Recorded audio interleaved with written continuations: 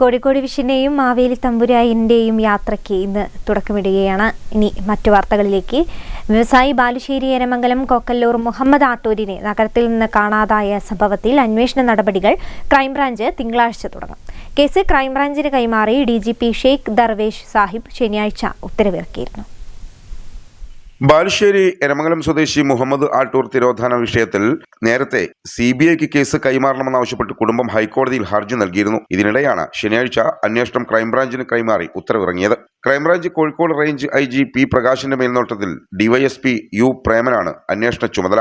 കേസിന്റെ അന്വേഷണ നടപടികൾ ക്രൈംബ്രാഞ്ച് തിങ്കളാഴ്ച തുടങ്ങും. Wayanad Kozhikode crime branch unit detective ഇൻസ്പെക്ടർമാരായ CS Sharon, R Ratheesh Kumar, P Abhilash, Sibi Thomas എന്നിവരാണ് അന്വേഷണ സംഘത്തിൽ ഉള്ളത്.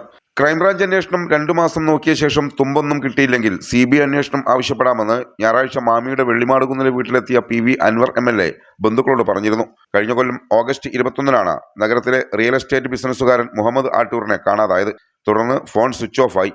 22-ന് തലക്കുളത്തൂരിൽ ഫോൺ ഓണായി ഭാര്യയെയും സുഹൃത്തിനെയും വിളിച്ചുവെങ്കിലും പിന്നീട് ഓഫായി. മാമിയെ കാണാനില്ലെന്ന് അന്നാണ് ബന്ധുക്കൾ നടക്കാവ് പോലീസിൽ പരാതി കൊടുത്തത്. സിറ്റി പോലീസ് കമ്മീഷണറായിരുന്ന രാജ്പാൽ മീണയുടെ നേതൃത്വത്തിൽ 2 മാസം പോലീസ് അന്വേഷിച്ചെങ്കിലും ഫലമുണ്ടായില്ല. തുടർന്ന് ആക്ഷൻ കമ്മിറ്റി രൂപവൽക്കരിച്ചു. കഴിഞ്ഞ ജൂലൈ 10-ന് ADGP MR അജിത് കുമാർ പ്രത്യേക അന്വേഷണ സംഘത്തെ ചുമതലപ്പെടുത്തിയിട്ടും കേസിന് തുമ്പുണ്ടാക്കാനായില്ല. News bureau, Kozhikode.